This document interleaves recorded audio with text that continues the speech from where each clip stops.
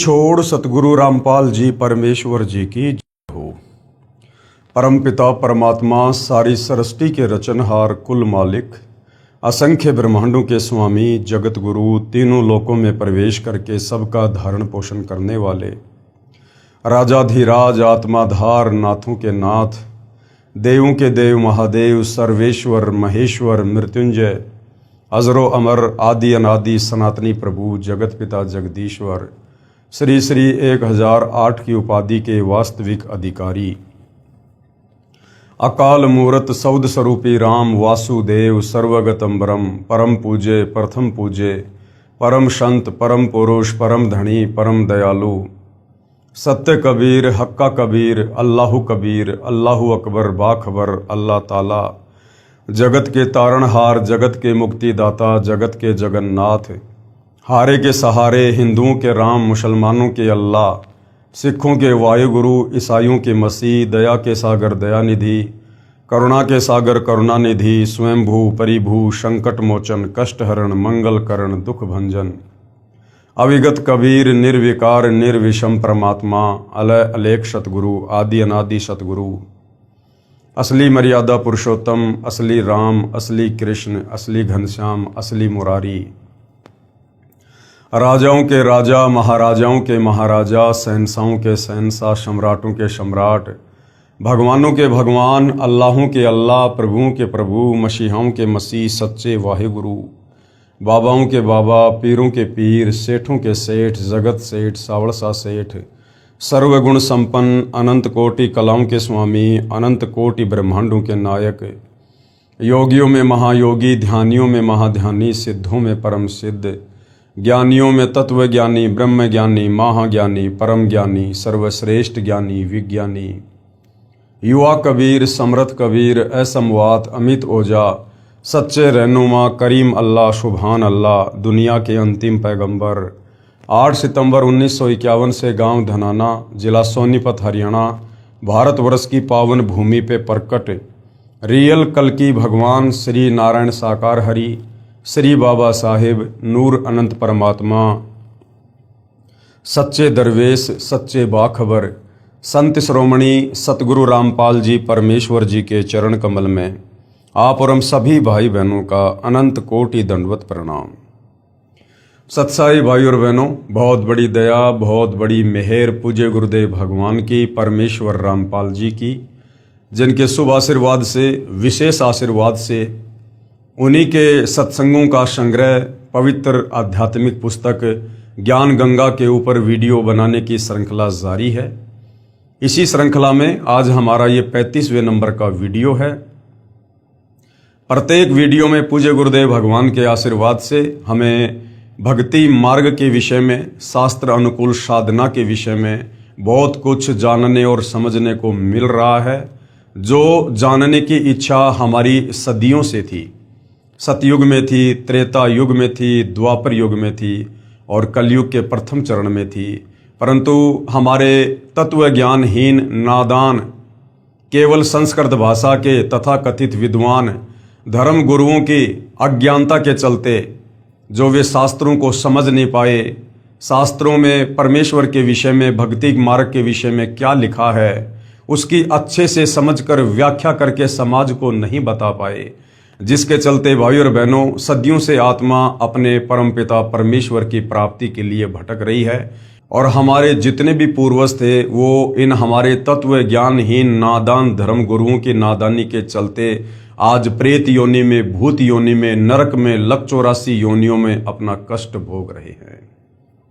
तो भाई और बहनों, आज सदियों बाद युगों बाद परमपिता परमेश्वर कबीर साहिब जी ने स्वयं धरती पर तत्वदर्शी संत के रूप में सतगुरु रामपाल जी के नाम से प्रकट होकर पूरे विश्व के मानव समाज के ऊपर एक बहुत बड़ा उपकार किया है, बहुत बड़ा रहम किया है।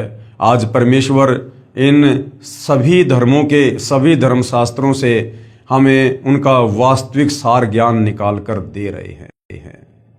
आज परमेश्वर रामपाल जी ने हमें सृष्टि रचना के विषय में बताया, समझाया। उस सृष्टि रचना को हर धर्म के हर धर्म शास्त्र के ज्ञान से प्रमाणित किया। इस पवित्र पुस्तक ज्ञान गंगा को पढ़ने के बाद आपकी 101 पीढ़ी का उद्धार निश्चित है। ये वचन स्वयं सतगुरु रामपाल जी परमेश्वर जी के हैं और कहते हैं, साध वचन पलटे नहीं चाहे पलट जाए ब्रह्मांड, साधु बोले सहज स्वभाव, साधु का बोला मिथ्या न जाए। क्योंकि यदि आप सर्वप्रथम इस सतज्ञान को निष्पक्ष होकर धैर्य के साथ रुचि लेकर पढ़ेंगे और सतगुरु रामपाल जी से दीक्षा लेकर अपनी आत्मा का कल्याण करवाएंगे, तो निश्चित ही आपका परिवार भी आप जी के ही पच्चीनों पर चलेगा और शास्त्र अनुकूल साधना करने के चलते वो भी आत्म कल्याण करवाएगा। तो भाइयों और बहनों, इसके लिए हमने सृष्टि रचना को समझना बहुत ज़रूरी है, क्योंकि सृष्टि रचना भक्ति मार्ग की मास्टर की है, नींव है भक्ति मार्ग की। तो जब तक सृष्टि रचना को हम अच्छे से नहीं पढ़ेंगे, हर धर्मशास्त्र से प्रमाणित करके जो सतगुरु रामपाल जी ने बता दिया है, जब तक उसको नहीं देखेंगे तब तक हम भक्ति मार्ग पर दृढ़ता के साथ आगे नहीं बढ़ सकते हैं। तो सृष्टि रचना को आप जब भी सतगुरु रामपाल जी के सत्संग सुनना शुरू करें, सर्वप्रथम 2, 4, 5 बार आप सृष्टि रचना को अवश्य सुनिए और पवित्र पुस्तकों से अवश्य पढ़िए। और ये सृष्टि रचना आपको विश्व में केवल सतगुरु रामपाल जी के सत्संगों से सुनने को मिलेगी या उन्हीं के कर कमल से लिखित पवित्र पुस्तकों से मिलेगी। बाकी किसी भी धर्म का कोई भी धर्मगुरु, आचार्य, शंकराचार्य, संत, महंत, मंडलेश्वर, यहाँ तक कि 33 करोड़ देवी देवता और देवी देवताओं का राजा इंद्र और ब्रह्मा विष्णु महेश भी इस कंप्लीट सृष्टि रचना से परिचित नहीं है। ब्रह्मा विष्णु महेश की माँ दुर्गा और ब्रह्मा विष्णु महेश का पिता ज्योति निरंजन काल निरंजन भी इस कंप्लीट सृष्टि रचना से परिचित नहीं है। वो स्वयं गीता जी का ज्ञान देते समय अर्जुन से कह रहा है कि अर्जुन, मैं भी विचार काल में इस कंप्लीट सृष्टि रचना को यहां नहीं बता सकता, मुझे भी इसके आदि और अंत का ज्ञान नहीं है।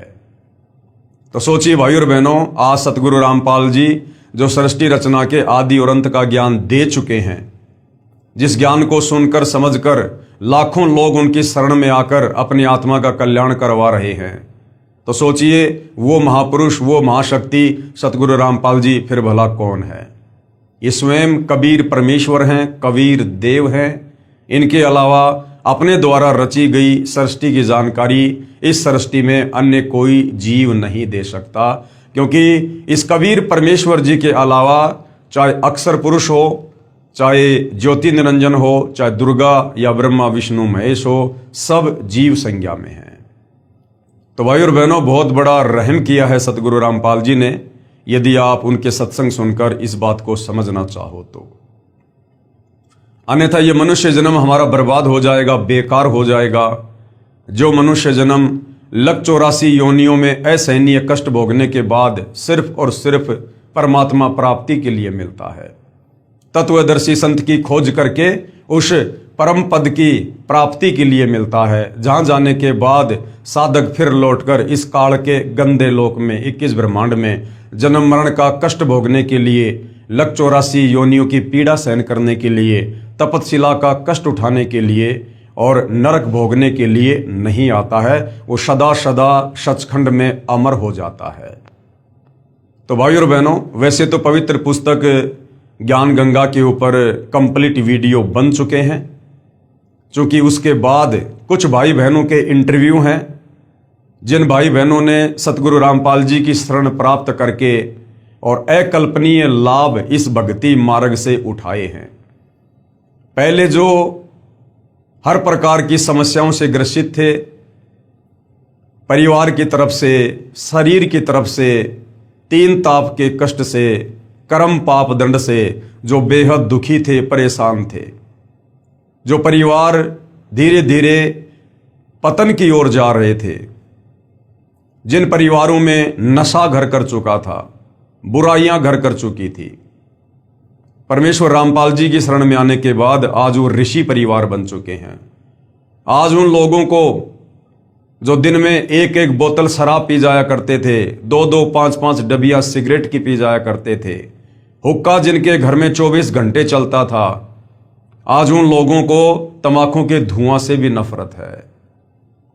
जो लोग असहनीय पीड़ा भोग रहे थे शारीरिक कष्ट के चलते, बीमारियों के चलते, डॉक्टरों ने जिनको फाइनल जवाब दे दिया था कि अब आपको जीवन दान सृष्टि में कोई नहीं दे सकता, सतगुरु रामपाल जी की शरण में आने के बाद आज वो फिर से युवा नजर आने लगे हैं। जो नहाने के लिए पानी की बाल्टी भी नहीं उठा पाते थे, आज वो 50-50 किलोग्राम वजन उठाकर दौड़ रहे हैं। भाई और बहनों, परमेश्वर के जो गुण हमारे धर्मशास्त्रों में वर्णित हैं, वेदों में, गीता जी में, हमें परमेश्वर की अच्छे से व्याख्या ना होने के कारण, परमेश्वर की समझ ना होने के कारण हम परमेश्वर की सतभक्ति करके परमेश्वर से होने वाले लाभ भी नहीं उठा पाए, हम वंचित रहे। और इसका कारण हमारे नादान धर्म गुरु, जो केवल एक भाषा विशेष के ज्ञाता अवश्य थे, परंतु तत्व ज्ञान से कोसों दूर थे। और तत्व ज्ञान के बिना किसी भी धर्म ग्रंथ को नहीं समझा जा सकता, नहीं जाना जा सकता। आप उसकी उल्टी ही व्याख्या करेंगे, आप उसका उल्टा ही अनुवाद करेंगे, और वही हमारे नादान धर्म गुरुओं ने किया। अब सतगुरु रामपाल जी ने आकर दया करी, मेहर करी, और आज वही पुण्यात्माएं परमेश्वर की महिमा का वर्णन कर रही हैं। उनके मुंह का थूक सूख जाता है, परंतु सतगुरु की महिमा करते करते वो आत्माएं थक नहीं रही हैं। तो उन्हीं में से कुछ आत्माएं हैं जिन्होंने सतगुरु रामपाल जी से उपदेश प्राप्त करने के बाद जो जो आध्यात्मिक लाभ शास्त्र अनुकूल साधना करने के चलते उठाए हैं, वो स्वयं अपने मुख से उनका वर्णन करते हैं, ताकि अन्य भाई बहनों को भक्ति करने की प्रेरणा हो। और जो आत्माएं परमात्मा प्राप्ति के लिए भटक रही हैं, मंदिर में, मस्जिद में, चर्च में, गुरुद्वारों में, तीर्थों पर, धामों पर, उन आत्माओं को भी एक शिक्षा मिले, उन आत्माओं को भी एक संदेश मिले, और वो आत्माएं भी सतगुरु रामपाल जी के सत्संग सुनकर अपनी परमेश्वर प्राप्ति वाली चाहत को पूरा करें। पवित्र पुस्तक ज्ञान गंगा, पेज नंबर 285, भटकों को शतमार्ग, भटकों को शतमार्ग। जो आत्माएं भटक रही थी, परमात्मा प्राप्ति के लिए दर दर के ठोकरें खा रही थी, आश्रमों में, साधु संत महात्माओं के पास, पहाड़ों पर, मेड़ों में, मंदिर में, चर्च में, गुरुद्वारे में, मस्जिद में, धाम पर, तीर्थ पर, कभी कावड़ ला रहे थे, कभी पैदल यात्रा कर रहे थे, परंतु किसी भी प्रकार का कोई भी कर्म दंड उनका नहीं कट रहा था। और जब नादान धर्मगुरुओं से बात करते थे रो रो के उनके चरणों में गिरकर, तो वो तत्व ज्ञानहीन धर्मगुरु कह देते थे कि ये तो आपके भाग्य में लिखा हुआ है, और भाग्य का लिखा तो भोगना पड़ता है। उदाहरण देते थे, श्री रामचंद्र जी 3 लोक के भगवान, त्रेता युग में बाली को मारा, द्वापर में अपना कर्म दंड भोगना पड़ा। उसके बाद आत्मा बेचारी चुप हो जाती थी, आगे कोई ऑप्शन ही नजर नहीं आता था। अब सतगुरु रामपाल जी ने आकर हमें 1 नहीं, 2 नहीं, 10 नहीं, हमें 100 ऑप्शन दे दिए कि बच्चों तुम कहां भटक रहे थे, कहां धक्के खा रहे थे। सतभक्ति मार्ग से तुम कोसों दूर थे। जिसे जाना बंबई और वो जा रहा है विपरीत दिशा में, वो कभी भी अपनी मंजिल को प्राप्त नहीं करेगा, उल्टा दूरी बनती चली जाएगी। तो हमें जाना था परमेश्वर के पास, हमें प्राप्त करना था भगवान। और ये नादान धर्मगुरु हमें शास्त्र अनुकूल साधना ना बताकर, क्योंकि इनको स्वयं को ज्ञान नहीं था, हमसे शास्त्र विरुद्ध भक्ति करवाकर, मनमाना आचरण करवाकर, मनमुखी मंत्रों का जाप करवाकर हमें परमेश्वर से विपरीत दिशा में भेज रहे थे, नरक की ओर, लक 84 योनियों की ओर, तपस्या की ओर, जन्म और मरण की ओर। अब सतगुरु रामपाल जी ने आकर हमारा शतमार्ग किया है। बहन ईशवंती की दर्द भरी आत्मकथा। मैं भगतमती ईशवंती सतगुरु रामपाल जी के पंथ में, यथार्थ 13वें कबीर पंथ में नाम उपदेश लेने के बाद भगत जो होता है उसको भगत कहा जाता है, और जो बहन होती है उसको भगतमती कहा जाता है। मैं भगतमती ईशवंती देवी, पत्नी श्री भगत सुरेश दास अहलावत, पुत्र श्री प्रताप सिंह अहलावत, पाना गंजा, गांव डिग्गल, जिला झज्जर में रहती हूं। ये कंप्लीट एड्रेस और लास्ट में मोबाइल नंबर इसलिए दिए जा रहे हैं ताकि किसी को कोई शंका हो, अगर ये बनावटी कहानी लगे तो वो स्वयं वहां जाकर कन्फर्म कर सकता है, मोबाइल पर बात करके कन्फर्म कर सकता है। हे बंदी छोड़ सतगुरु रामपाल जी, बंदी छोड़ का मतलब होता है जो महापुरुष, जो परमेश्वर हमें इस काल के द्वारा लगाए गए कर्म बंधनों से छुड़वाकर हमारी आत्मा का मोक्ष करवा दे, उसको कहते बंदी छोड़। और मेरा परिवार आपके चरणों की धूल है। आपने हमें वो सुख दिया जिसकी हम अपने इस जीवन में कभी कल्पना भी नहीं कर सकते थे। आज मैं अपनी आप बीती यहां लिख रही हूं, जिसकी आपने हम पर कृपा बख्शी है, ताकि हमारी इस दुख भरी कहानी को पढ़कर हमारे की तरह दुखी परिवार भी आपके आशीर्वाद से कल्याण करवा सके। हमारा जीवन बिल्कुल अंधकारमय था। अगर आपके चरणों में नहीं आते तो आज हम जीवित नहीं होते। यजुर्वेद में लिखा है कि कबीर परमेश्वर अपने साधक को, जो मृत्यु के निकट पहुंच चुका हो या मृत्यु शैया पर हो या धर्मराज के दरबार में खड़ा हो, उसको धर्मराज के दरबार से छुड़वाकर 100 वर्ष की उम्र प्रदान करता है। यदि उसके अंग भंग हों तो परमेश्वर उसको स्वस्थ आंखें देता है, उसके अंगों को परमेश्वर पुनः जीवित करता है। ये परमेश्वर के गुण हैं। वो भक्ति करने वाले को, अंधे को आंख देता है, कोढ़ी को काया देता है, बांझ को पुत्र देता है, निर्धन को माया देता है, रोगी को स्वस्थ शरीर देता है। लेकिन हम सदियों से भक्ति कर रहे हैं, परंतु इस प्रकार के लाभ हम कभी भी प्राप्त नहीं कर पा रहे थे, क्योंकि हम शास्त्रों के विरुद्ध धर्मगुरुओं के कहने पर मनमाना आचरण कर रहे थे। और गीता अध्याय 16 श्लोक 23 और 24 के अनुसार जो व्यक्ति शास्त्र विधि को त्याग कर मनमाना आचरण भक्ति करता है, उसकी ना कोई परम गति होती है, ना वो सिद्धि को प्राप्त होता है, ना उसके कार्य सिद्ध होते हैं। मैं असाध्य रोग से पीड़ित थी। मेरा भाई भापड़ौदा निवासी ओम प्रकाश पुत्र श्री दयानंद राठी, जो हरियाणा पुलिस में नौकरी करता था, वो भी इसी बीमारी से मृत्यु को प्राप्त हो गया था। मैं भी इस स्टेज पर पहुंच चुकी थी। मैं इस हालत में पहुंच चुकी थी कि हाथ पैर बिल्कुल लकवे ग्रस्त जैसे हो गए थे। आवाज निकलनी बंद हो गई थी। जगह जगह डॉक्टरों व शाणों को दिखाया, लेकिन सब जगह निराशा ही हाथ लगी। मेरे पति इतनी शराब पीते थे कि जब घर आते तो बच्चे डर के मारे चारपाई के नीचे छुप जाते थे।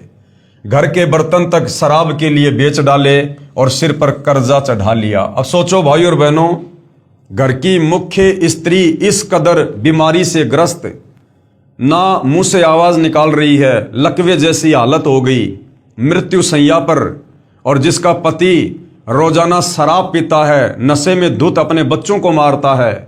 बच्चे अपने बाप से डरकर चारपाई के नीचे छुप जाते हैं। जिन बच्चों ने अपने पिता को देखकर खुशी जाहिर करनी होती है कि पिताजी आएंगे, फल फ्रूट लाएंगे, और जिस बाप ने शाम को घर आकर अपने बच्चों को गले लगाना चाहिए, वो बच्चे अपने पिता के डर से और चारपाई के नीचे छुप रहे हैं। सोचिए उस परिवार की क्या हालत होगी।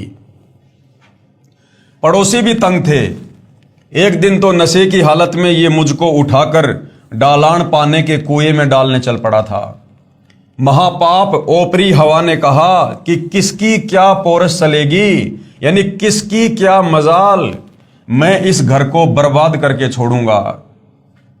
मेरे भाइयों ने मेरे ऊपर ढेर सारा पैसा शाणों व डॉक्टरों के चक्कर में बर्बाद कर दिया, लेकिन मुझे कोई फायदा नहीं हुआ। मेरा पति शराब पीता था तथा बच्चे छोटे छोटे थे। ससुराल में कोई सहारा नहीं था। मेरा भाई सुखवीर, जो डीटीसी में ड्राइवर है, उसने परम पूज्य सतगुरु रामपाल जी महाराज से नाम उपदेश ले रखा है। उसने कहा कि बहन को सतगुरु रामपाल जी महाराज से नाम उपदेश दिलवा देते हैं, मरना तो इसको है ही, ये आखिरी उपाय कर लेते हैं। इस पर मेरे पिताजी श्री दयानंद राठी ने कहा कि क्या कोई नाम उपदेश से ठीक होता है। इस पर मेरे भाई ने इन सबको नाम उपदेश की महिमा के बारे में समझाया। इसके बाद सब ने कहा कि देख लेते हैं। ये कहकर मुझे सतगुरु रामपाल जी महाराज के चरणों में लेकर गए। उस वक्त सतगुरुदेव गांव पंजाब खोड़ दिल्ली में सत्संग कर रहे थे। पूरा परिवार मुझे लेकर रात को 10 बजे महाराज जी के चरणों में गए। ये बात 25 दिसंबर 1996 की है। मेरे भाई ने पूज्य रामपाल जी महाराज को मेरी दुखदायी कथा बताई। गुरुजी ने रात को 10 बजे सत्संग में ही नाम उपदेश की रजा बख्शी। उससे पहले मेरी जुबान भी बंद हो चुकी थी, जीभ नहीं उठती थी। जब 26 दिसंबर की सुबह यानी नाम दीक्षा के अगले दिन सुबह मैं उठी तो अपने आप को बेहतर हालत में बोलते पाया तथा अपने भाई को बताया कि इतने वर्षों बाद मुझे लग रहा है कि मैं अपने शरीर में हूं तथा मेरे शरीर से जैसे कोई भार उतर गया है। जो भूत प्रेत की बाधा थी, ओपरी पराई शक्ति थी, वो नाम उपदेश लेते ही वहां से छू मंतर हो गई। मुझे बोलते देखकर मेरा भाई सुखवीर हैरान रह गया तथा कहा कि महाराज रामपाल जी तो साक्षात कबीर परमेश्वर आए हैं। और भाई इसमें कोई शंका नहीं है, सतगुरु रामपाल जी स्वयं कबीर परमात्मा ही हैं। मैं बीड़ी पीती थी, उसी दिन छोड़ दी। घर आए तो मेरे पति भगत सुरेश ने कहा कि तुम क्या नाम लेकर आए हो, मैं देखता हूं तुम्हारे नाम में इतनी क्या शक्ति है। अपनी माँ से बोला कि ये अच्छा नाम लेकर आए बच्चे, सुबह गुड मॉर्निंग की जगह सत साहिब बोलने लगे हैं। भगत सुरेश 1 साल तक ऐसे ही शराब पीता रहा तथा घर में झगड़ा करता रहा, लेकिन बहन ईश्वंती मर्यादा में रहकर अपनी भक्ति पर अडिग रही। एक दिन यह बंदी छोड़ कबीर साहेब, कौन बंदी छोड़ कबीर साहेब, जो एक काल्पनिक फोटो हम गूगल पर देखते हैं, जो कबीर जी के नाम से आप जी को मिल जाएगी, दाढ़ी और मूंछ वाली। एक दिन यह बंदी छोड़ कबीर साहेब, गरीबदास जी साहेब व सतगुरुदेव सतगुरु रामपाल जी महाराज की तस्वीरों को तोड़ने के लिए खड़ा हो गया। तब मैंने हाथ जोड़कर बंदी छोड़ से प्रार्थना की, सतगुरु रामपाल जी से प्रार्थना की कि आप ही इनकी बुद्धि को कंट्रोल में कर सकते हैं। तब बंदी छोड़ आपने ही इनको ऐसा चमत्कार दिखाया कि मेरे पति सुरेश ने पूजा स्थल पर वापस फोटो रख दिए तथा उल्टे पांव जाकर दंडवत प्रणाम किया। सतगुरु रामपाल जी प्रकट हो गए, फोटो से सामने बिल्कुल दिखाई दे रहे हैं साक्षात।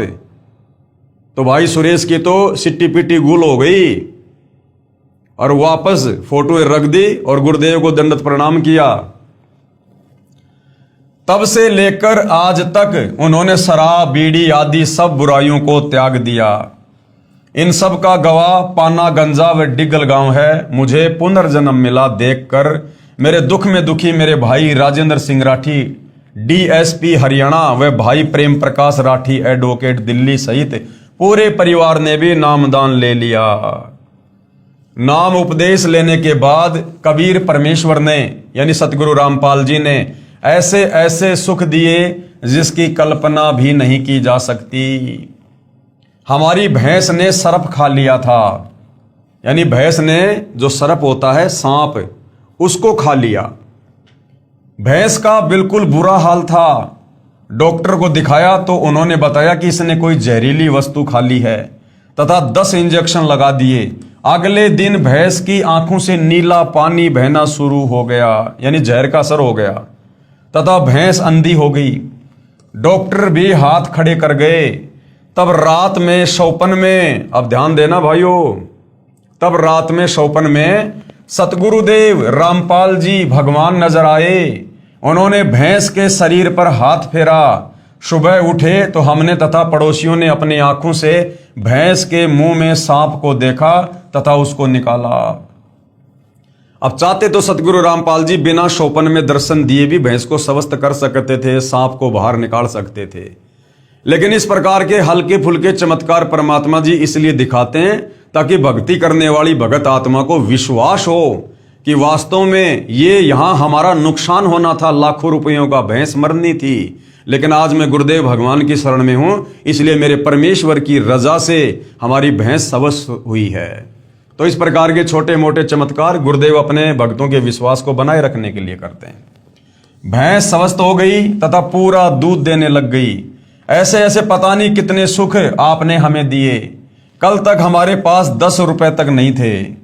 अब जिस परिवार में पिता शराब पीता हो, माता बीमार पड़ी हो और कोई खैर खबर लेने वाला नहीं, तो उस परिवार में 10 रुपए कहां मिलेंगे। लेकिन आज उन्हीं खेतों में धन उपजता है तथा किसी के आगे हाथ फैलाने की जरूरत नहीं पड़ती। पड़ोसी कहते हैं कि तुम्हारे गुरुजी ही तुम्हारे लिए राम हैं। अरे सतगुरु रामपाल जी तो पूरे विश्व के लिए राम हैं। राम राम शब जगत बिखाणे, आदि राम कोई बिरला जाने। अज्ञानियों द्वारा बहकाया हुआ भोला भाला समाज क्या जाने आपकी महिमा को। सतगुरु रामपाल जी महाराज के विरोधी तो सिर्फ कीचड़ उछालना ही जानते हैं। जिसके साथ गुजरती है वही बता सकता है उसको आपसे क्या कुछ मिला है। हम आपसे यही प्रार्थना करते हैं कि हमें अपने चरणों में ही रखना तथा आप हजारों वर्ष ऐसे ही दुखियों का सहारा बने रहें। सतगुरु रामपाल जी भगवान पूर्ण परमात्मा के अवतार आए हैं। अब देखो भाइयों और बहनों, ये बहुत समय पहले की इन भाई बहनों की आत्मकथाएं हैं। ये 1996 की बात है।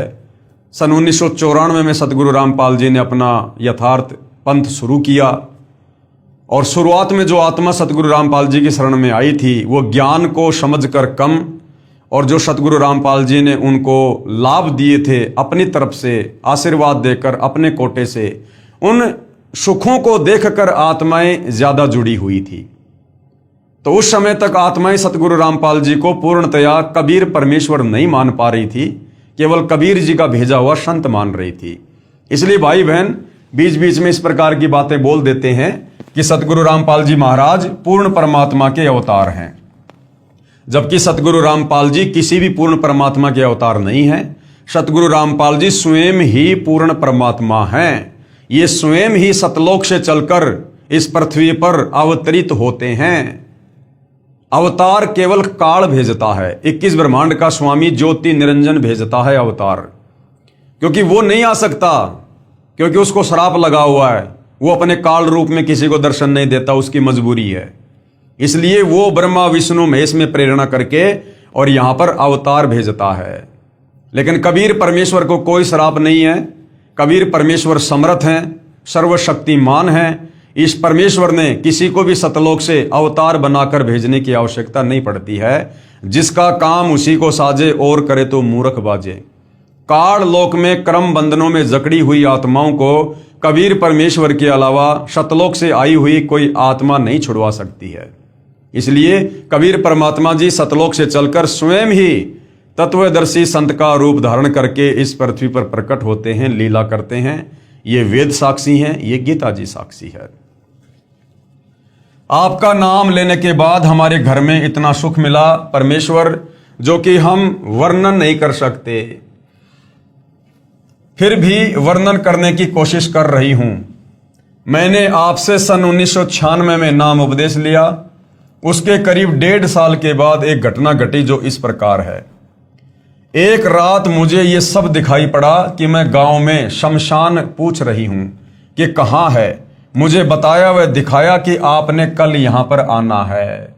यानी बहन ईश्वंती की मृत्यु थी, परंतु सतगुरु रामपाल जी की शरण में आने से परमेश्वर ने उसकी मृत्यु टाल दी। क्योंकि वेदों में परमेश्वर की महिमा लिखी है कि सत भक्ति करने वाले साधक की परमात्मा उम्र बढ़ा देता है। वह मुंडान पाने का शमशान था। जब सुबह हुई तो मुझे हैजा हो गया। मुझे इतना ज्यादा सिर में दर्द हो गया कि टक्कर मारकर मर जाऊं। मौत के सभी कारण पूर्ण हो गए। डॉक्टर को बुलाया गया तो उन्होंने इंजेक्शन लगाया। उसके बाद डॉक्टर ने बताया कि यह तो मर चुकी है। उसके बाद 4 दूत दिखाई दिए। फिर उन्होंने मुझे दोनों तरफ से पकड़ लिया और बोले कि हमें भगवान ने भेजा है, आपको लेकर जाएंगे, आपका समय पूरा हो गया है।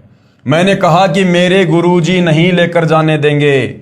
फिर उन्होंने कहा कि आपके गुरुजी क्या करेंगे, आपका समय पूरा हो गया है। हम ऐसा करेंगे कि आपके हाथ से ही आपकी मौत करवा देंगे। यमदूतों ने कहा कि तुम्हारे गुरुजी क्या कर लेंगे, हम तुम्हारे हाथों से तुम्हारी मौत करवा देंगे। यानी तू अपने हाथों से अपना गला दबाएगी हमारी शक्ति से। उसके बाद मेरे दोनों हाथों ने गले को बड़ी जोर से दबाया, जिससे मेरे प्राण आंखों में आ गए। मैं किसी से बोल नहीं सकी। बंदी छोड़ कहते हैं कि आजम तेरे घटने घेरे, तू राम कहन नहीं पावेगा। आजा बंदे शरण राम की, फिर पाछे पछतावेगा। वह स्थिति मेरे साथ हो गई। उसके बाद कबीर साहिब, अब ध्यान देना भाई और बहनों, हमने इन कथाओं से बहुत गहरी शिक्षा लेनी है। बहन ईशवंती क्या कह रही है कि उसके बाद कबीर साहेब कमल के फूल पर मेरे पास प्रकट हुए। यम के दूतों ने बहन ईशवंती के हाथों से उसका गला दबवा दिया और उसके बाद कबीर साहेब, कौन कबीर साहेब?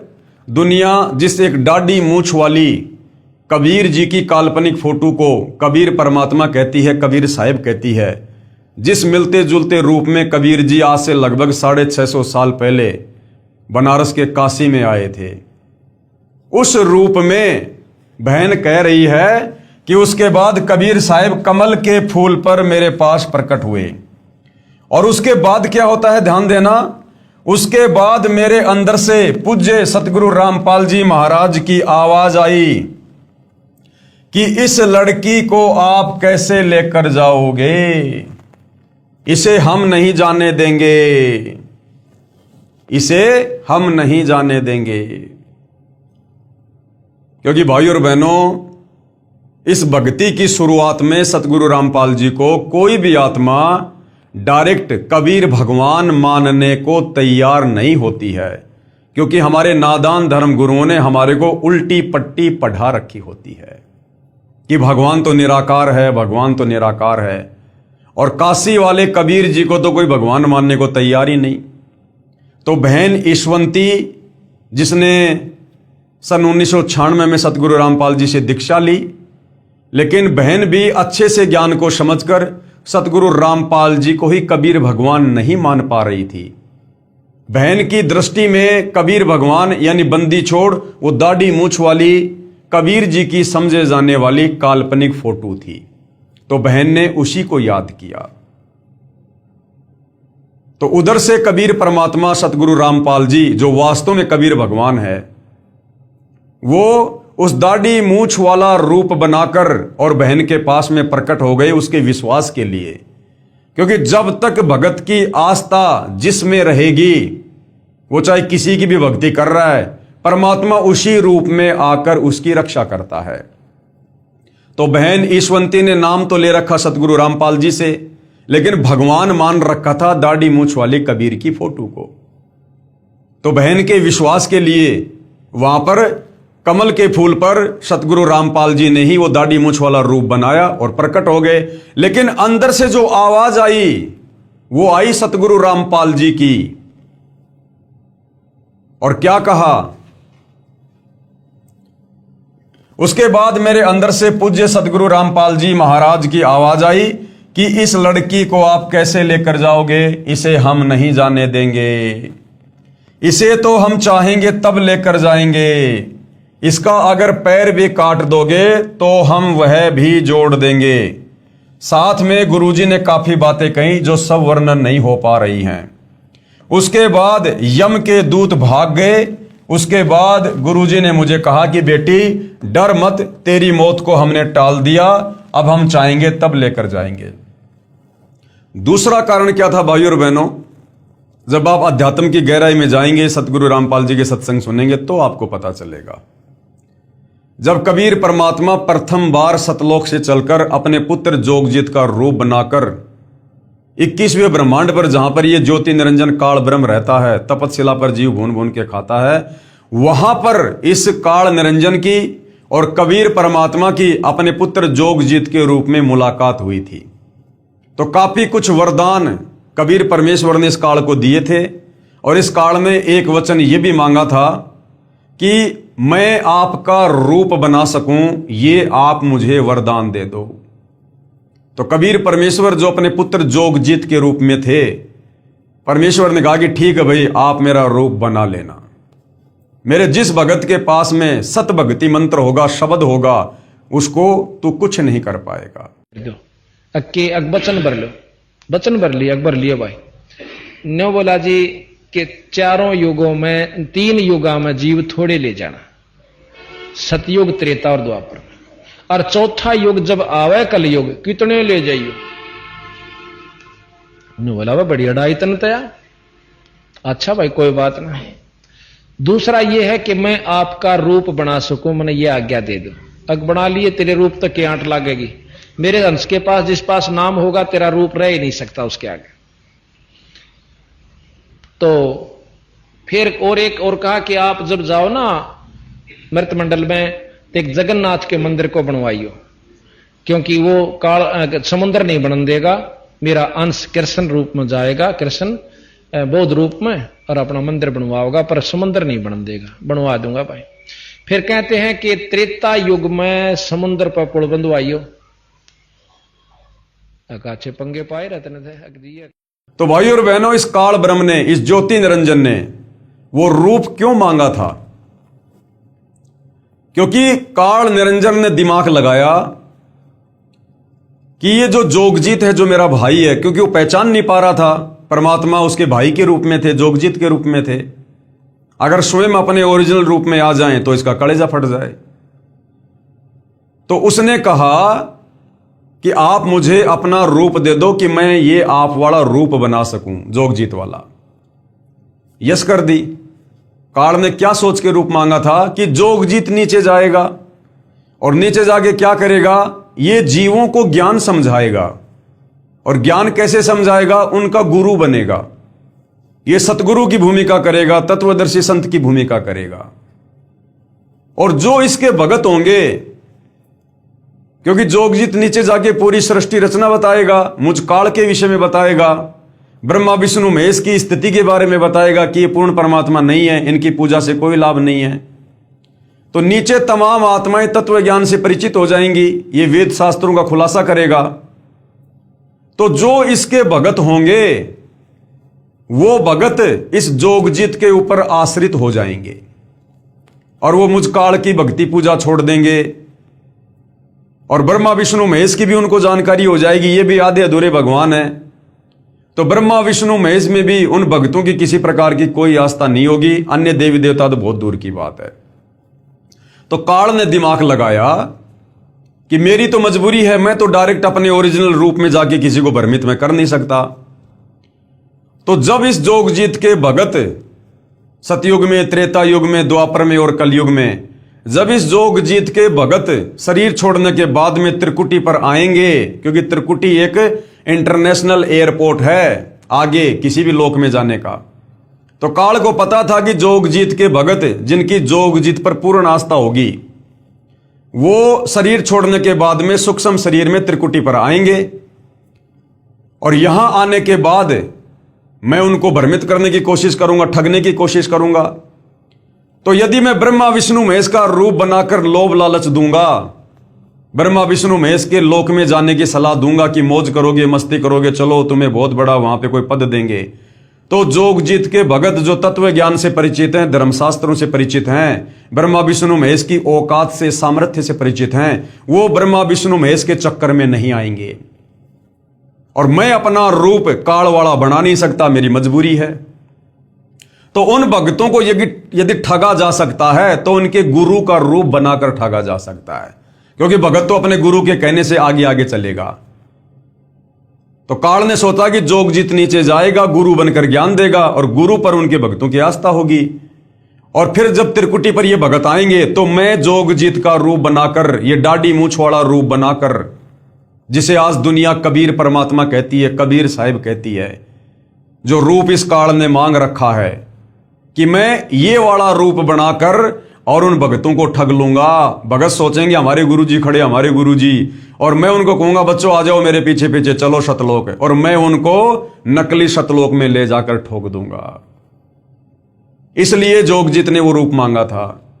तो यहां बहन ईश्वंती के पास में, क्योंकि अब हमने दूसरे पहलू से विचार करना है, तो बहन ईश्वंती के पास में उसके प्राण लेने के लिए वो काल जोगजीत का रूप बनाकर, जिसको दुनिया कबीर जी समझ रही है, दाढ़ी मूछ वाली फोटो, उस रूप में आया उसके प्राण लेने के लिए, ताकि ईश्वंती उसे परमात्मा समझकर, कबीर साहिब समझकर और उसके साथ साथ चली जाए और काल उसे अपने जाल में फंसा ले, लक 84 में डाल दे।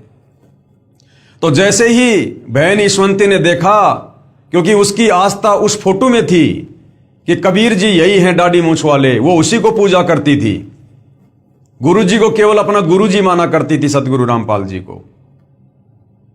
तो बहन ईशवंती ने देखा कि बंदी छोड़ आ गए, कबीर साहब आ गए भाई। लेकिन वो उस समय काल था, बंदी छोड़ के रूप में, जोगजीत के रूप में, दाढ़ी मूछ वाले रूप में, क्योंकि उसने वरदान मांग रखा है। तो वो कुछ कहता उससे पहले सतगुरु रामपाल जी, रियल कबीर, अंतर्यामी परमात्मा, बहन ईशवंती के अंदर से आवाज देते हैं और उस दाढ़ी मूछ वाले कमल के फूल पर बैठे हुए काल को, जो कि कबीर के रूप में था, क्या कहा? उसके बाद मेरे अंदर से पूज्य सतगुरु रामपाल जी महाराज की आवाज आई कि इस लड़की को आप कैसे लेकर जाओगे?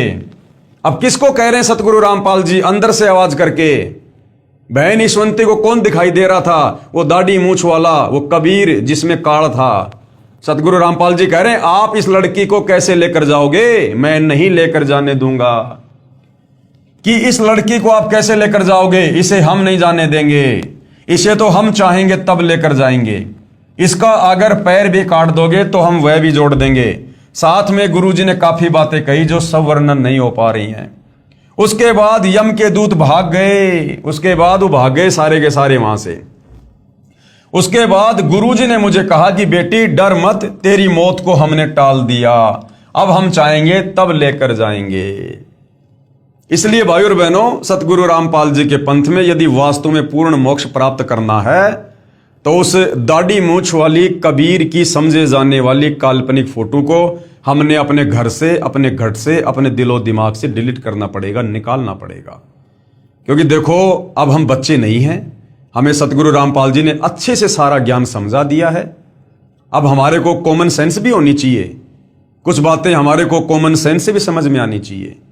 देखो शुरुआत में स्वयं कबीर भगवान होते हुए भी और सतगुरु रामपाल जी ने आप और हमसे भक्ति करवाने के लिए उस दाढ़ी मूछ वाली काल्पनिक कबीर की समझे जाने वाली फोटो को कबीर भगवान की फोटो बताकर आप और हमसे भक्ति करवाई। यदि गुरुजी शुरुआत में कह देते कि मैं ही कबीर हूं, 650 साल पहले धानक रूप में काशी में मैं ही आया था, तो भाई और बहनों 1994 में कोई भी सतगुरु रामपाल जी की इस बात पर यकीन नहीं करता और कोई उनके सत्संग सुनना भी पसंद नहीं करता कि ये देखो गांव दनाने का रामपाल जाट, ये कल का लड़का हमारी आंखों के सामने पैदा हुआ है और ये अपने आप को कबीर भगवान कहता है। अरे पाखंड की भी हद होती है।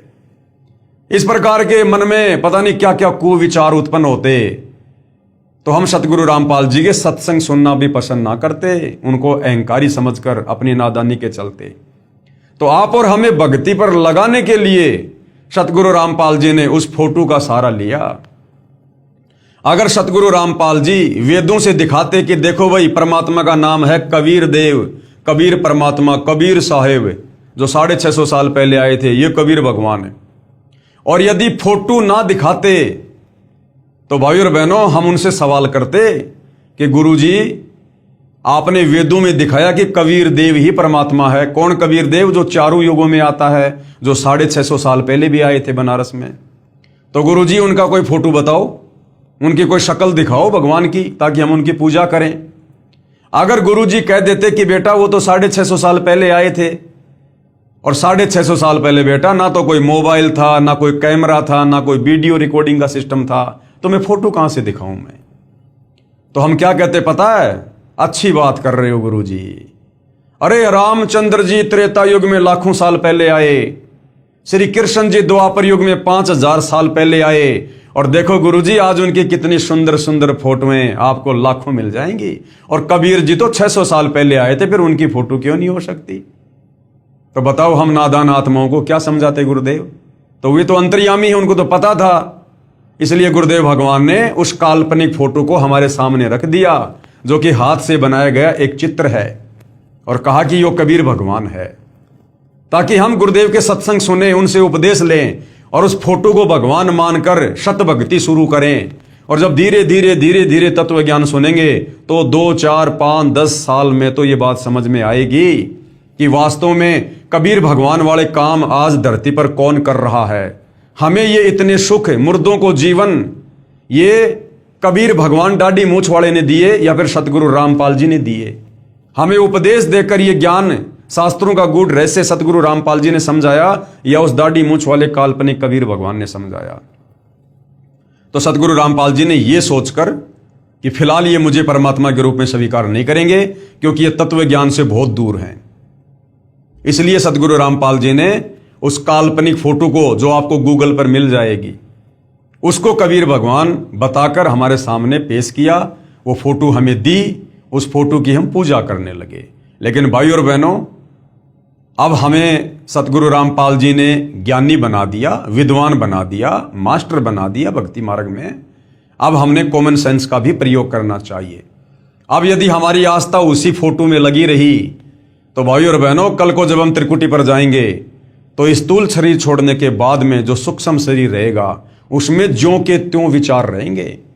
अगर हमने उसी दाढ़ी मूछ वाले को भगवान माना, यदि हमारी जरा भी आस्था उस दाढ़ी मूछ वाली फोटो में रही कि ये कबीर भगवान है, तो वो काल त्रिकुटी पर वही रूप बना के आएगा, दाढ़ी मूछ वाला, जो ईशवंती बहन के पास में कमल के फूल पर बैठकर आया था काल, और हमें ठग ले जाएगा। हम उसको भगवान मानकर आंख बंद करके उसके पीछे पीछे चले जाएंगे कि आओ बच्चों, चलो शतलोक में बैठो विमान में, और ठोक देगा नकली शतलोक में। फिर हमारी एक भैंस जिसका ब्याने का समय नजदीक था, वो एक दिन बिल्कुल बुत की तरह हो गई, अकड़ गई, टाइट हो गई। डॉक्टर को बुला कर लाए तो डॉक्टर ने टाइम से पहले ही हाथों से बच्चा निकाला। उसके बाद भैंस ने जेर नहीं डाली। किसी के कहने पर हमने जो थोड़ी सी जेर बाहर होती है उस पर ईंट बांध दी तो वह जेर टूट गई। जेर के टूट जाने पर भैंस की हालत बहुत खराब हो गई क्योंकि अंदर जहर फैल गया। सभी कहने लगे कि यह भैंस अब मरने से बच नहीं सकती। हम घबरा कर रात को ही 5 डॉक्टरों के पास गए, मगर एक भी डॉक्टर नहीं आया। कहते हैं कि ये केस निपटाना हमारे बस की बात नहीं है, अब परमात्मा ही बचा सकता है। उसके बाद बहुत दुखी होकर मैंने आशा छोड़ दी कि आज भैंस को कोई नहीं बचा सकता। अरे भैया, जिसने पिछली बार बचाया था अगली बार भी वही बचाएगा। फिर मैंने कहा कि भगत जी, आशा मत तोड़ो, हमारे बंदी छोड़, सब ठीक करेंगे। उसके बाद बंदी छोड़ के सामने दंडोत प्रणाम किया। दंडोत प्रणाम किया उसी दाढ़ी मूछ वाली कबीर की फोटो के सामने। लेकिन भाई, रियल में जो बंदी छोड़ है, जो कबीर भगवान है सतगुरु रामपाल जी, वो भोले भगत की आस्था के आधार से, जिसकी भी आस्था है, परमात्मा उस रूप में जाकर उसकी रक्षा अवश्य करता है। और हमने प्रार्थना की। उसके बाद सुबह एक डॉक्टर के पास गए तो उसने आकर देखा तो कहा ये बचेगी नहीं। ऐसे ही हमारी भैंस के साथ हुआ था, तो बड़े डॉक्टर ने भरपूर कोशिश की मगर नहीं बच पाई। उसके बाद कहने लगे कि परमेश्वर की दया से बच भी गई तो दूध नहीं देगी। उसके 7 दिन बाद गुरुजी दिखाई दिए। कौन गुरुजी? सतगुरु रामपाल जी, कि भैंस की आंतड़ियों में से जेर निकाल रहे हैं। सुबह भैंस ने जेर डाली तथा वह स्वस्थ हो गई और 15 किलो दूध पर आ गई। ये हमारे बंदी छोड़ की कृपा है। कौन बंदी छोड़? सतगुरु रामपाल जी भगवान। जबकि 4-5 पड़ोसियों की भैंस इसी बीमारी से मर चुकी थी। मेरा छोटा लड़का जिसकी उम्र 14 साल है, नाम नवनीत है, इसे बचपन 6 महीने का था तब से ही निमोनिया हो गया था और 5 साल तक इसकी बीमारी खत्म नहीं हुई। मेरे हर संभव प्रयास करने पर तथा डॉक्टर के मना करने पर भी मैंने हार नहीं मानी। एक दिन मैंने उसे सतगुरुदेव रामपाल जी भगवान से नाम दान दिलवाया। उसी दिन से मानो मेरे बच्चे को कोई बीमारी थी ही नहीं। जबकि भाई और बहनों, नाम दीक्षा तो माता पिता ने पहले अपने बच्चों को दिलवानी चाहिए, यानी पूरे परिवार ने साथ साथ दीक्षा लेनी चाहिए। लेकिन यह भी बहन ईशवंती की कमजोरी थी, थोड़ा ज्ञान की कमी थी कि स्वयं ने नाम ले लिया और उसके कई दिनों बाद फिर अपने बच्चे को नाम दिलवा रही है। यह भी बहन की कमजोरी थी। जबकि ये पता होने के बाद कि परमात्मा धरती पर है, सर्व सुख दाता है, उस बहन के नरक बन चुके परिवार को गुरुदेव ने स्वर्ग कर दिया भक्ति देकर, और फिर भी अपने बच्चों को नाम नहीं दिलवा रही थी। तो ये बहन की कमजोरी थी। आप और हमने भविष्य में इस प्रकार की कमजोरी नहीं दिखानी है। अगर हमारी समझ में बात आ गई है ज्ञान समझकर, तो बच्चों समेत पूरे परिवार ने दीक्षा लेनी चाहिए। बच्चे यदि समझदार हो गए हैं, युवा हो गए हैं, और वो यदि नाम दीक्षा नहीं लेना चाह रहे तो बात अलग है। हम उनको समझा सकते हैं, जबरदस्ती नहीं कर सकते। लेकिन बच्चे यदि 5-10 साल के हैं, आपके अधीन हैं, तो फिर आपने बच्चों को नाम तुरंत अवश्य दिलवाना चाहिए, ना जाने काल का कब क्या अटैक हो जाए। बच्चा आज अपनी उम्र के सभी बच्चों से तंदुरुस्त है।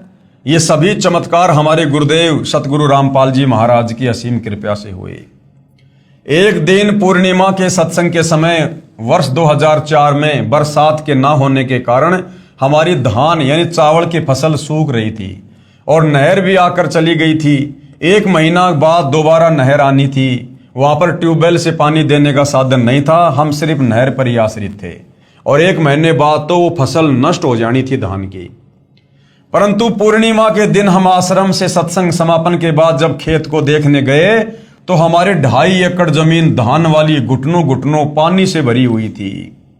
ये कभी सौपन में भी नहीं होने वाला कार्य हमारे सतगुरुदेव की कृपा से हो गया और सारे खेत के पड़ोसियों ने अफसोस किया कि ये नहर तो तुम्हारे सतगुरुदेव ने तुम्हारे लिए, सिर्फ तुम्हारे लिए ही बुलवाई है। सभी लोगों की फसल में ज्यादा से ज्यादा 10 मन धान हुई, जबकि सतगुरुदेव जी की कृपा से हमारी 40 मन प्रति एकड़ हुई। अनेकों अनेकों सुख हमारे बंदी छोड़ सतगुरु रामपाल जी ने हमें दिए हैं। मेरे दोनों पुत्र भगत अमित तथा नवनीत मई 2010 को दिल्ली पुलिस में नौकरी लग गए। मेरी तथा मेरे परिवार की तरफ से सर्व पाठकों से प्रार्थना है कि आप अति शीघ्र सतलोक आश्रम करोथा में आकर सतगुरु रामपाल जी महाराज से मुफ्त नाम दीक्षा प्राप्त कीजिए। मनुष्य जीवन व्यर्थ ना करें। कबीर परमेश्वर जी कहते हैं, भाई काल करे सो आज कर, आज करे सो अब, और पल में प्रलय होएगी फिर करोगे कब। सत साहेब जय बंदी छोड़ की, सतगुरु रामपाल जी भगवान की जय। तो भाई और बहनों, देखा आपने, ये सत्य आत्म कथा है उन आत्माओं की जो हर प्रकार से मरणासन स्थिति में थे। कहां तो इस परिवार का बेड़ा गर्क होना था। ऊपरी शक्तियां, ऊपरी पराई, भयंकर बीमार बहन, पति 1 नंबर का शराबी, बच्चा भी बीमार, और माता पिता की ऐसी हालत हो तो फिर बच्चों को कौन संभालता। और आज कबीर परमेश्वर सतगुरु रामपाल जी की असीम रजा से जैसे उस परिवार ने उपदेश लिया, दीक्षा ली, आज परमेश्वर ने उस परिवार को स्वर्ग बना दिया। बहन की बीमारी, रफू चक्कर, दोनों लड़के सरकारी नौकरी लग गए, पति ने शराब त्याग दी और आज वो परिवार सुख से अपना जीवन व्यतीत कर रहा है। तो भाई और बहनों, ऐसा परमेश्वर ही कर सकते हैं। प्रारब्ध में लिखे कष्टों को सतगुरु के अलावा, कबीर भगवान के अलावा दूसरा कोई समाप्त नहीं कर सकता। कहते माशा घटे ना तिल बदे, विधाता लिखे जो लेख। इस काल बली ने जो लेख हमारे लिख दिए होते हैं वो कहते हैं मेटे नहीं मिटाए जा सकते, परंतु साचा सतगुरु मेट कर ऊपर मार दे मेख। लेकिन जो सच्चा सतगुरु होता है, पूर्ण सतगुरु होता है, और वो पूर्ण सतगुरु स्वयं कबीर भगवान ही होता है। और इस काल के लिखे लेखों को केवल वो सतगुरु ही समाप्त कर सकता है। चित्रगुप्त के कागजों को सतगुरु ही समाप्त कर सकता है, यदि वो पूर्ण सतगुरु है तो। सतगुरु जो चावे सो करही, 14 कोटि दूत यम डरही। ऊत भूत जम त्रास निवारे, और चित्रगुप्त के कागज फाड़े। इस परिवार के लिए सतगुरु रामपाल जी ने चित्रगुप्त के कागज फाड़ दिए और अपनी लेखनी से उस समर्थ कबीर परमेश्वर सतगुरु रामपाल जी ने इस परिवार का नया सुंदर भाग्य लिख दिया। तो भाई और बहनों, ये आप लोगों के साथ भी हो सकता है, ये सबके साथ हो सकता है। परमेश्वर इस धरती पर वर्तमान में पूरे विश्व के मानव समाज के लिए हैं, सबके आत्मा के कल्याण के लिए, सबके उद्धार के लिए हैं। लेकिन कहते हैं भाई सकल पदार्थ है जगमाही, भाग बिना नर पावत नाही। सतगुरु रामपाल जी की शरण प्राप्त करना आम इंसान के वश की बात नहीं है।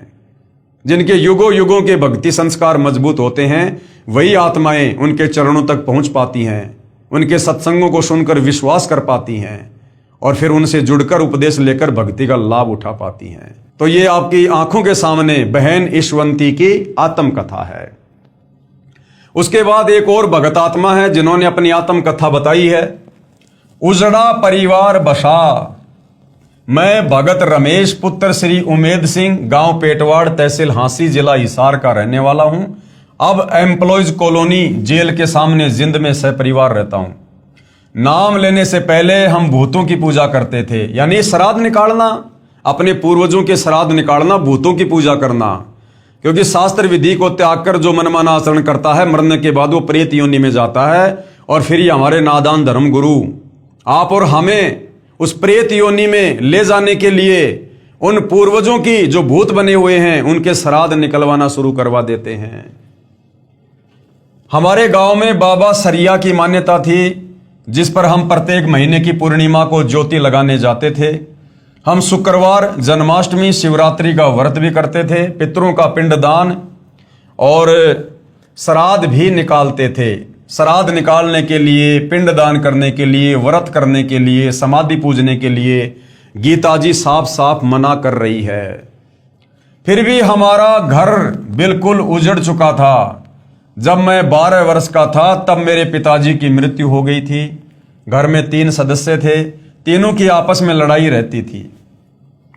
तीनों को भूत प्रेत बहुत दुखी किया करते थे और तीनों बहुत ज्यादा बीमार रहा करते थे। पहले डॉक्टरों को दिखाया पर कोई आराम नहीं हुआ। फिर सेवड़ों के पास गए, कोई कहता तुम 5,000 रुपए दे दो, मैं तुम्हें बिल्कुल ठीक कर दूंगा। कोई कहता तुम 10,000 रुपए दे दो। हम बिल्कुल उजड़ चुके थे परंतु कोई आराम नहीं हुआ। फिर क्या होता है भाई और बहनों, परमेश्वर अपनी आत्माओं को छल छिद्र करके अपनी शरण में लेता है। मेरे रिश्तेदार भगत रघुवीर सिंह गांव कोतकला वाले के बार बार कहने से मेरी माता जी ने सन 1996 में सतगुरु रामपाल जी महाराज से नाम ले लिया। मेरी पत्नी को 5 वर्ष उपरांत भी कोई संतान उत्पन्न नहीं हुई थी। मेरी माता जी के कहने से मेरी पत्नी ने भी सतगुरु रामपाल जी महाराज से नाम ले लिया। नाम दान लेते ही 1 वर्ष के अंदर मेरी पत्नी ने एक लड़के को जन्म दिया। मेरा भगवान से विश्वास उठ चुका था, इस कारण मैंने नाम नहीं लिया तथा अपनी माता व पत्नी को भी सतगुरु रामपाल जी के पास जाने से मना करता था। मेरा लड़का जो 15 दिन का था बहुत ज्यादा बीमार हो गया। डॉक्टरों ने कह दिया कि यह लड़का सुबह तक मर जाएगा, इसे ले जाओ। शाम को एक भगत ने बंदी छोड़ सतगुरु रामपाल जी महाराज के बारे में बताया कि आश्रम जिंद में आए हैं, वे पूर्ण संत हैं और वे ही इस बच्चे को ठीक कर सकते हैं। हम डॉक्टरों और सेवड़ों के पास जा जाकर थक चुके थे। मेरा भगवान से विश्वास उठ गया था। मैंने उस भगत को मना कर दिया, किंतु उसने दोबारा फिर प्रार्थना की कि वे स्वयं बंदी छोड़ भगवान ही धरती पर आए हुए हैं, यदि वे दया कर दें तो ये लड़का ठीक हो सकता है। अब देखो भाई और बहनों, भगत जो होता है वो अपने गुरुजी के प्रति श्रद्धावान होता है और होना भी चाहिए। तो उस समय जो भगत थे, सतगुरु रामपाल जी से उपदेश प्राप्त थे, वो बार बार कहा करते थे कि सतगुरु रामपाल जी खुद ही बंदी छोड़ हैं, सतगुरु रामपाल जी खुद ही कबीर भगवान है, धरती पर आए हुए हैं। परंतु हृदय से माना नहीं करते थे, केवल कहा करते थे क्योंकि उनको लाभ हुए, उनको सुख हुए, लेकिन वो हृदय से उनको बंदी छोड़ माना नहीं करते थे। क्यों? अगर वो हृदय से सतगुरु रामपाल जी को ही कबीर भगवान मानते तो उन भक्तों के घरों में आज भी वही दाढ़ी मूंछ वाली कबीर की काल्पनिक फोटो पूजा स्थल पर आपको लगी हुई मिल जाएगी। इसका मतलब अभी भी आस्था भगवान के रूप में उस दाढ़ी मूंछ वाली फोटो में ही है। लेकिन सतगुरु रामपाल जी की संगत में जो साध संगति से जुड़े हुए सत्सेवक भाई बहन हैं, जिन्होंने सतगुरु रामपाल जी के आशीर्वाद से वास्तव में उनको जाना है, उनको पहचाना है और परमेश्वर के रूप में मानकर आज उनकी यथार्थ पूजा कर रहे हैं, शास्त्र अनुकूल साधना कर रहे हैं जो भगवान की होती है, तो उन साध संगति से जुड़े भाई बहनों के घरों में आपको सतगुरु रामपाल जी के अलावा अन्य किसी की कोई फोटो नहीं मिलेगी। क्योंकि उन साध संगति से जुड़े भाई बहनों ने अपने गुरुदेव को ज्ञान आधार से और हृदय से बंदी छोड़ के रूप में स्वीकार कर लिया है कि एक साधे सब सदे, सब साधे सब जाए, माली सींचे मूल को फले फूले अगाए। उन आत्माओं ने ज्ञान आधार से निर्णय लिया कि जब हमारे गुरुदेव स्वयं कबीर भगवान हैं, धरती पर प्रकट हैं, तो वो 650 साल पहले वाली यानी जिस रूप में कबीर भगवान आए थे आज वो काल्पनिक फोटो हमारे किस काम की, जब आज स्वयं वो कबीर भगवान साक्षात हमारे गुरुदेव के रूप में प्रकट हैं। तो और ऐसे तो ना जाने कितने अरबों खरबों बार ये कबीर भगवान सतगुरु रामपाल जी सतयुग से लेकर त्रेता द्वापर और कलयुग में आते रहते हैं, जाते रहते हैं। तो हम कितनी फोटोओं को पूजेंगे, कितने स्वरूपों को पूजेंगे। तो वर्तमान में यदि हमने मोक्ष चाहिए तो अपने प्रेजेंट गुरु को, अपने वर्तमान गुरु को ही अपना इष्ट मानकर पूजना होगा, अपना भगवान मानकर पूजना होगा। उन्होंने फिर प्रार्थना की कि वे स्वयं बंदी छोड़ भगवान ही आए हुए हैं, यदि वे दया कर दें तो ये लड़का ठीक हो सकता है। उस भगत के इतने विश्वास के साथ कहने पर मैंने अपनी माता जी को अनुमति दे दी। मेरी मां ने लड़के को ले जाकर सतगुरु रामपाल जी महाराज के चरणों में रख दिया और रोते हुए प्रार्थना की कि महाराज जी ये बच्चा मर चुका है, अब आप ही इसे ठीक कर सकते हो। तब बंदी छोड़ सतगुरु रामपाल जी महाराज ने कहा कि कबीर परमेश्वर की रजा से ये ठीक हो जाएगा। अब सतगुरु रामपाल जी की तो मजबूरी है कि जब तक भगत उनको कबीर परमात्मा नहीं मानेंगे तब तक सतगुरु रामपाल जी ने तो उस काल्पनिक फोटो को कबीर भगवान कहना ही पड़ेगा। तो सतगुरु रामपाल जी ने कहा कि कबीर परमेश्वर की रजा से ये ठीक हो जाएगा। अगले दिन जब बच्चे को मरना था वह ठीक हो गया। बोलो बंदी छोड़ सतगुरु रामपाल जी भगवान की जय हो। हमारा उजड़ा हुआ घर बंदी छोड़ सतगुरु रामपाल जी महाराज की कृपा से दोबारा बस गया। अगर वो लड़का मर जाता तो उस लड़के का पिता अपनी मां को और अपनी पत्नी को घर में भक्ति नहीं करने देता कि क्या कर लिया तुमने नाम दीक्षा लेकर, कह रहे थे कि भगवान है भगवान है। तो सतगुरु रामपाल जी ने उन दोनों आत्माओं को भक्ति मार्ग पर लगाए रखने के लिए और धीरे धीरे उस नादान प्राणी को भी नास्तिकता से आस्तिक बनाने के लिए अपनी तरफ से उस बच्चे को जीवित किया। इतना चमत्कार देखकर भी पाप कर्मों की वजह से मैंने नाम नहीं लिया और पहले वाली पूजा तथा भूतों की पूजा ही करता रहा।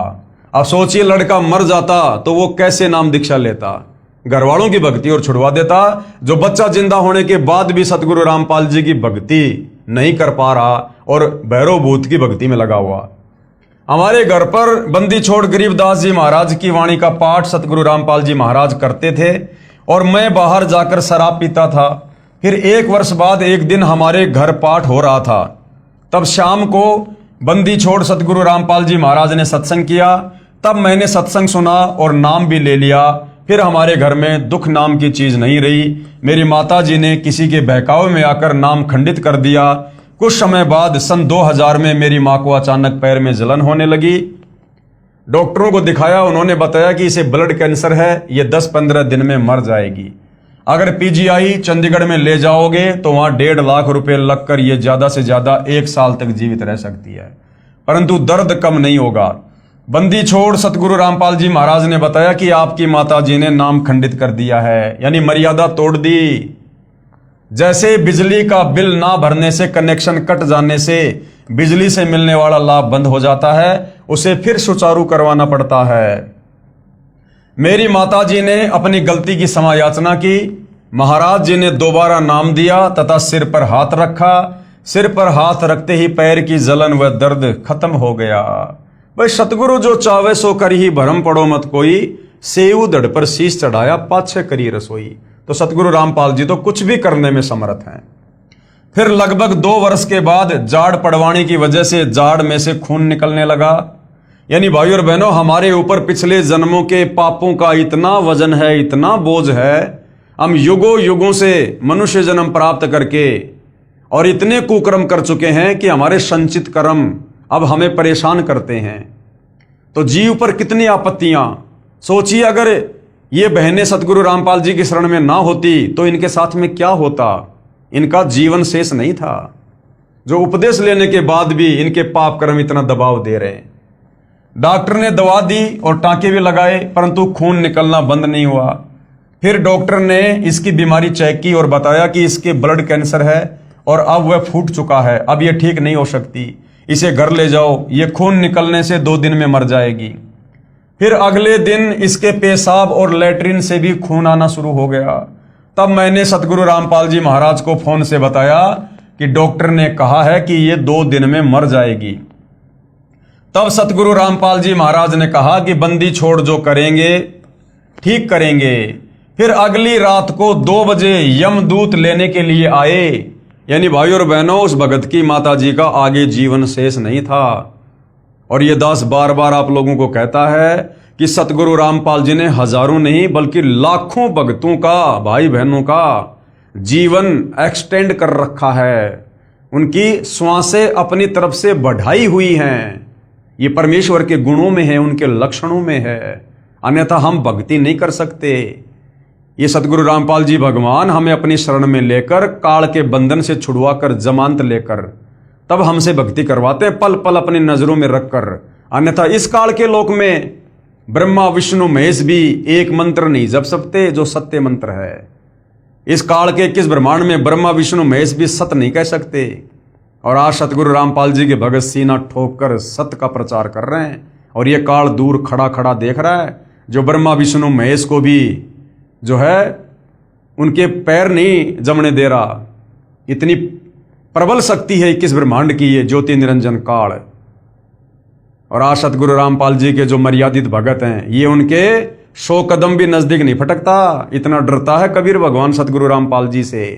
काल जो पीसे पीसना जोरा है पणिहार, ये 2 असली मजदूर हैं मेरे साहिब के दरबार। मेरी मां ने कहा कि तेरे पिताजी वे 10 वर्ष पहले गुजर चुके थे, मुझे लेने के लिए आए हुए हैं। वो भूत बना हुआ था, वो भूत बना हुआ था, शास्त्र विरुद्ध साधना करके मरने के बाद में भूत बना हुआ था। अब वो उसको लेने के लिए आया था। इतना कहते कहते वह यमदूत मेरी मां के अंदर प्रवेश कर गया और कहने लगा कि मैं इसे लेकर जाऊंगा। यानी बाद में उसकी मां ने बताई सारी हकीकत जो सूक्ष्म रूप में उसको दिखाई दे रही थी। इसका समय पूरा हो चुका है, मेरे को चाय पिलाओ। तब हमने उसके लिए चाय बनाने के लिए रखी ही थी। यानी इनकी माताजी बोल रही थी, वो यम के दूत यानी उसका जो पिता था जो भूत बन चुका था, उसकी मां के अंदर सूक्ष्म रूप में प्रवेश करके उसकी मां के मुख के माध्यम से बोल रहा था, मेरे को चाय पिलाओ। तब हमने उसके लिए चाय बनाने के लिए रखी थी। इतने में वह यम के दूत कहने लगा कि पता नहीं तुम्हारे घर में कितनी बड़ी शक्ति है, वह मुझे मार रही है, मैं यहां और नहीं रुक सकता। शब्द शक्ति यानी सतगुरु रामपाल जी की शक्ति सूक्ष्म रूप में उन यमदूतों की पिटाई कर रही थी। मुझे जल्दी से चाय पिलाओ, मैं जा रहा हूं। और गर्म चाय ही पी गया। जाते हुए कहने लगा कि तुम्हारे घर में पूर्ण परमात्मा खड़े हैं, पूर्ण परमात्मा, मैंने इसे नहीं ले जा सकता। यह कहते हुए वह चला गया। 1 मिनट के बाद ही खून बिल्कुल बंद हो गया। जीभ और दांत जो काले हो चुके थे बिल्कुल साफ हो गए। और बंदी छोड़ सतगुरु रामपाल जी महाराज की कृपा से वह पूरी तरह से पहले से भी स्वस्थ हो गई। परमात्मा कबीर साहिब जी ने मेरी माता जी की 5 वर्ष आयु बढ़ा दी। 24 जुलाई 2005 को शत भक्ति करके शतलोक प्रस्थान किया। बोलो बंदी छोड़ सतगुरु रामपाल जी महाराज की जय। सत साहिब। भाई और बहनों, परमात्मा ने केवल 4-5 साल ही उम्र क्यों बढ़ाई? 24 जुलाई 2005 तक की उम्र क्यों बढ़ाई? क्योंकि भाई और बहनों, शुरुआत में आत्माएं ज्ञान आधार से नहीं जुड़ी हुई थी। बस उन सुखों को देख देख कर घर में बेटा हो गया, फसल बढ़िया हो गई, कैंसर ठीक हो गई, जलन ठीक हो गई, इन चीजों को देखकर लोग सतगुरु रामपाल जी से जुड़े हुए थे।